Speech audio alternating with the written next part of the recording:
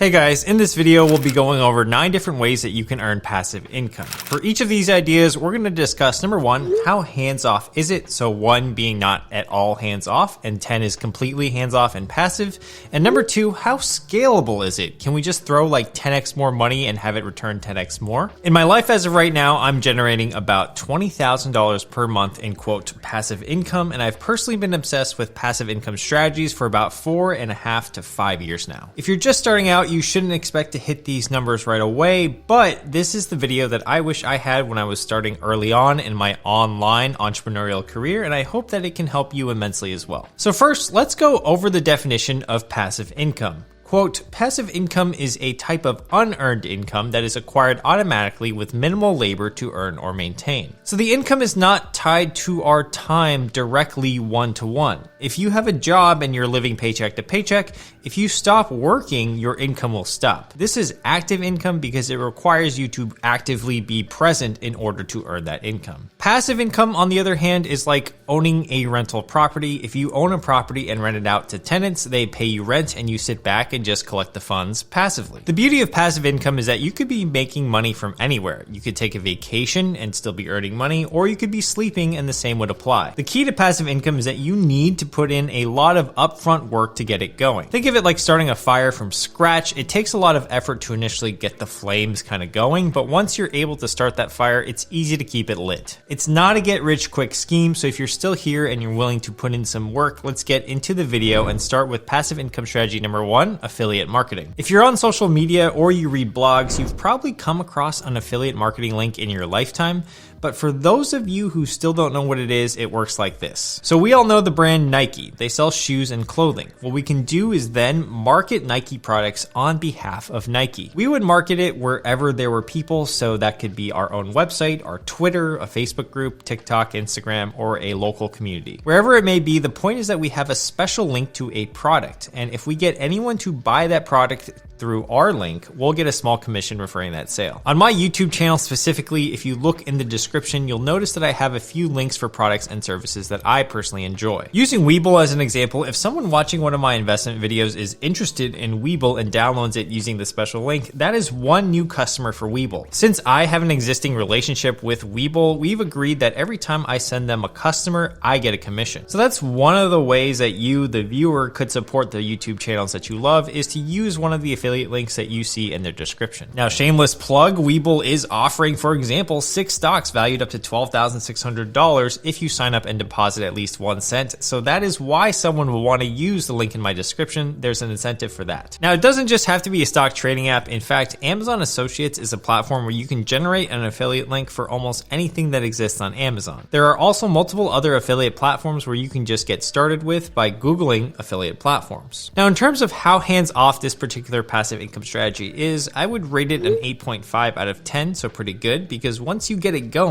you really don't have to do that much. The reason it doesn't get a full 10 out of 10 is that you have to be able to drive traffic or drive visits somewhere, whether that be your own website or social media, and that might take some work up front. However, if you do have those channels already going, affiliate marketing is like a multiplier to your existing traffic sources. In terms of scalability, the only way to scale it is to get more eyeballs, so I would rank this a 5 out of 10 on the scalability factor. If you look at my business, from the affiliates that I generate on YouTube and the link in bio on my Instagram and my TikTok, I've generated about $39,000 in 2022 alone, which over the course of the past 5 months is on average $7,700 a month in affiliate income, which is not bad. The next passive income strategy I have for you guys is to start a YouTube channel. This is probably my favorite form of passive income because I know the most about it and it's pretty lucrative. In terms of how hands-off this is, it's relatively hands-off once you get to the point where your old videos are producing income, and I would rate it a 6 out of 10 only because of the upfront work that you have to put in. According to vidIQ, the average person will need to upload consistently for 15 months to get 1,000 subscribers at an average of around 164 videos. On YouTube, you basically need 1,000 subscribers and 4,000 watch hours to start monetizing your channel, and that's a huge time commitment with no guarantees of pay in the first year or two. Most experts recommend that you post at least once a week for 1 to 2 years before expecting any income, and that can be a tough pill to swallow for many people. However, I will say that if you guys can get this hustle going, it can be really great and filled with passive income opportunities. For example, if we look at one of my videos that I published last year in August of 2021 titled REITs, How to Invest in Real Estate with Little Money, it's generated me about $1,200 since I uploaded it. But if we break it down by month, we can actually see that every single month this video has been generating me about $73 to $150 per month. So while I did have to make that video up front, it's now completely passive. As long as it keeps getting views, I will be generating the YouTube AdSense revenue on it, and this is just one video. Imagine you had not one video, but thousands of videos that were all on searchable topics. You would be generating lots of income while you sleep. The point of the YouTube channel, which is my favorite part about it, is that we can scale with media and there's zero marginal cost of replication. That's the most important part here. What that means is that it costs you nothing to duplicate your efforts. If I were producing, say, handmade candles and selling them, to sell 100 candles, I would have to create 100 candles by hand, which is laborious. Naval Ravikant uses the following example, quote, Joe Rogan, the podcaster, is working no harder on his current podcast than he was on podcast number 1. But on podcast number 1100, he's making $1 million from the podcast, whereas for the first one, he's probably losing money. In terms of how easy a YouTube channel is to scale, I would rate this a 9.5 out of 10. It does scale well only because the more the channel grows, you get a higher return on your time. For myself personally, the channel has generated about $50,000 in the first 5 months of 2022, and that's without posting that much the past 2 months. That averages out to $10,000 per month in 2022, and that's largely in part to you guys for watching, so thank you for watching the channel. Funny enough, this video is going to be passive income for me one day, so yeah, a video on passive income generating me passive income. It's funny how that works. All right, idea number 3 for making passive income is to invest in stocks, and especially dividend paying ones. This is probably the easiest way to start with passive income because all you have to do is take any savings or capital that you can afford to invest and buy stocks or shares with it. In return for our capital, the shares should generate a return on our investment over a long period of time. Now, this does come with some risks, so that's something to be aware of. The idea here is that if you have excess savings that are just sitting in a savings account, you aren't earning that much on your money because saving rates are so low these days and inflation is so high. So instead, you take out your cash and you would invest them in index funds or stocks that pay dividends. An index fund is a single investment that you can buy, and in turn, your investment gets split up into many different companies. For example, when you invest $1,000 into an S&P 500 market index fund, that means your $1,000 is distributed among the top 500 companies in the United States, weighted by how large they are. So by making one purchase of an index fund, you get a small percentage in the top 500 stocks across the United States. Index funds historically average around 8% on your money per year, so long as you stay invested in it long enough for the average to play out. I have a lot of videos on this channel on how to invest for beginners that you can check out if you are interested in getting into this method of passive income. So similarly, you can buy those dividend paying stocks. A dividend is a portion of profit that is returned to you by being a shareholder of that company. So if you say, for example, owned one share of Home Depot stock, it returns a 2% dividend per year. For every $100 you have invested in Home Depot, you're going to get back around $2 every single year for owning one share. And this is one of the most scalable ways and hands-off ways to get passive income that I would rate it a full 10 out of 10 for both of the methods that we're evaluating passive income methods with today. All right, the next passive income strategy is to become a content writer, for example, on medium.com or for your own newsletter. Medium is a place where you can write articles on any subject. It has a partner program where writers can earn money on their writing. Medium has hundreds of thousands of subscribers paying around $5 per month, and every time someone reads your article, you get paid. The earnings vary per writer, and some writers make between $500 to $5,000 per month. However, according to their own blog, about 6.4% of active writers earned over $100 in 2020. So this isn't exactly easy to be good at. You need to have a unique offering when it comes to writing on Medium, and most likely be a good writer. Shelby Church here on YouTube did a few great videos on Medium where she interviewed existing writers as well as writing her own articles, which started to actually generate her close to $6,000. I found that pretty fascinating, and I'm going to link to her videos in the description if you're interested in checking those out. Another anecdote for you, one of my team members, Timothy Chang, tried writing on medium.com where he talks about the stock market, which is his hobby, and one of his articles actually started to gain more traction. Out of 57,000 views, he's earned $2,244 $4, and this article only took him an hour to write. He's now making about $60 to $80 a day from his articles online, which is around an extra $1,800 a month. I mean, that's pretty good money, and I'm gonna probably try this passive income method out just for fun, so if you are interested on any updates on that, make sure you're subscribed to the channel. Another thing you can do with writing is by having an email list on a platform like Substack or MailChimp.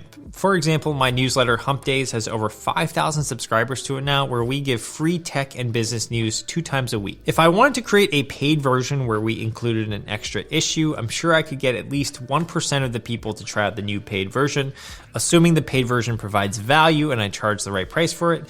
That's not amazingly passive income, but it would be recurring revenue. In terms of how hands-off it is, I'm going to say it's a 6.5 out of 10 for writing, so it's a bit better than a YouTube channel only because I think writing articles is easier than filming videos.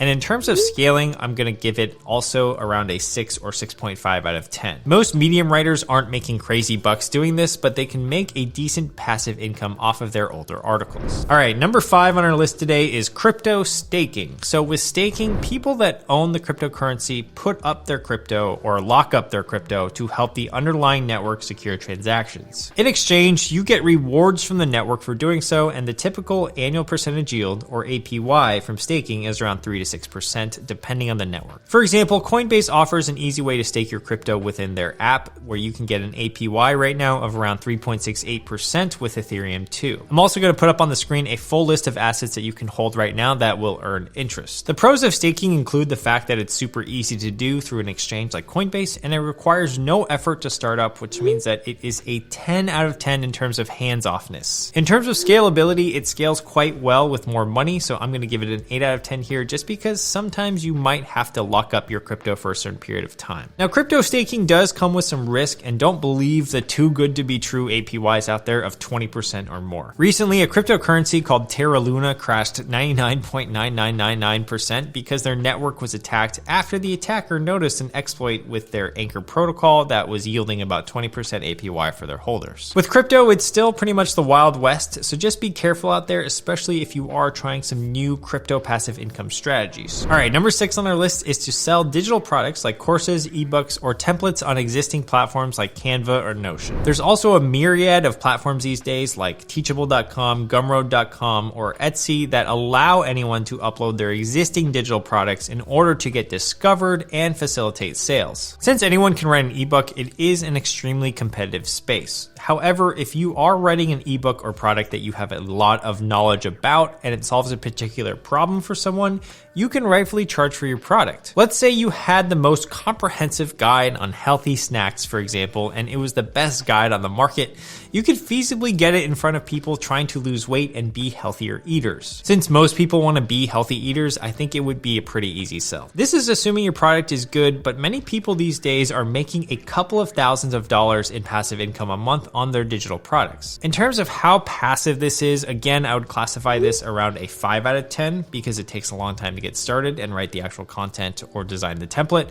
But once you get it going, it's rather scalable so long as you can drive your audience to it. In terms of scalability, I'm going to give this one an 8 out of 10, and it's only really limited by your potential audience size, or else I would give it the full 10 out of 10. The 7th passive income strategy is to invest in real estate in the form of crowdsourced real estate or REITs. So I acknowledge that most people don't have the capital up front to buy rental real estate property, so this is a happy medium that you can get started with. REITs are investment groups that purchase specialized real estate. For example, you could have a REIT focused on retail or malls, a REIT focused on apartment buildings, or a REIT focused on healthcare facilities. Now, legally, REITs are required to pay out 90% of their rental income as a dividend back to you, the shareholder. You would buy a REIT just like you would buy a stock in a stock brokerage app or platform. Some of the most popular REITs include Realty Income Corporation, which has around a dividend yield of 4.3%, or Simon Property Group with a dividend yield of 5.98%. By owning these REITs, you also capture any appreciation on the underlying investment. Now, of course, the investment can also go down, so that's one of the risks there. If you don't want to be concentrated in just one REIT, you can purchase a REIT ETF, which will get you exposure to many different REITs. For example, Schwab's US REIT ETF, ticker symbol SCHH, or Vanguard's popular VNQ. In terms of crowdsourced real estate, Fundrise is a platform platform where they pool the funds from all their investors and then they invest in commercial and residential properties. It's available to all investors. You don't have to have a crazy net worth or anything like that. I personally don't use Fundrise, but I know how it works. Money is made with Fundrise in a few different ways, mostly interest payments, rent payments, and capital gains. However, the time horizon to pay this money out is a recommended 5 years at the minimum. So if you are interested in receiving passive income in a much more timely manner, I'd probably stick to REITs or other forms of passive income in this video. In terms of how passive these investments are, I would give them a 10 out of 10 in hands-offness or passiveness. They're completely passive, and in terms of scaling, probably a 9 out of 10. I only took off a point because sometimes it's not as liquid as it could be. Our next passive income strategy is Turo.com. If you have a car that you don't use that often or don't mind renting out on certain days, Turo.com is a great place to rent out your car because it gives you the same experience of being an Airbnb host, just the car version. Let's say you had a Jeep, you could earn up to $100 a day renting it. In fact, some people have even gone to greater lengths leasing out a Jeep from a dealer and then putting it on Turo exclusively just for the passive income. Turo has a list of cars that are most profitable and even calculates for you how quickly you can break even on a monthly payment, which I thought was pretty cool. For example, the Fiat 500 has an annual earnings of around $7,000 and the loan would cost you $2,519, meaning that you could be earning around $4,500 a year passively. Now, there is some work involved because you have to hand off the car and make sure that the car stays in good condition, but for the most part, this can be a pretty good passive income business. A lot of people can start this because if we have a car that we're not using regularly, we can just put it on Turo.com. I'm going to rate this a 6 out of 10 in terms of hands-off or passiveness because there is still some work involved.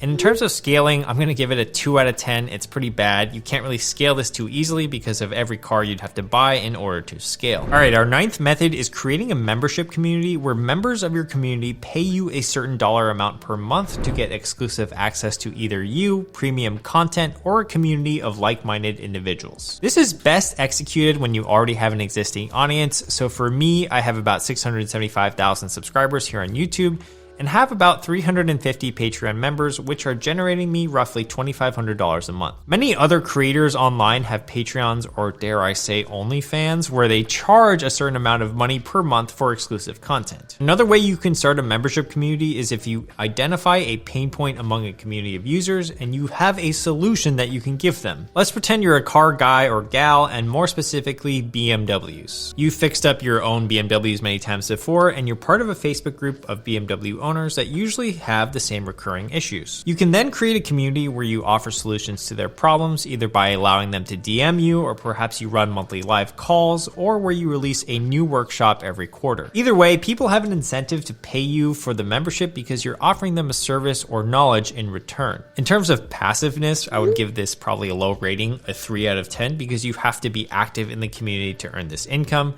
but it is passive in the way that you're just billing people on a recurring basis, so that's pretty nice. In terms of scalability, I'll give it a 7 out of 10 because you're usually limited by the number of people that would want to be part of that community. So this is how I earn $20,000 a month. It's mostly from the YouTube, the Patreon, and the affiliates, but I have tried some of these other passive income methods on this list. If you found this video helpful and you want to get started with your own passive income journey, I'll have some videos that I'll link right here for you guys to get started, including how to invest and some other videos. Thanks for watching, and make sure to subscribe to the channel to see more of me in the future. All right, bye.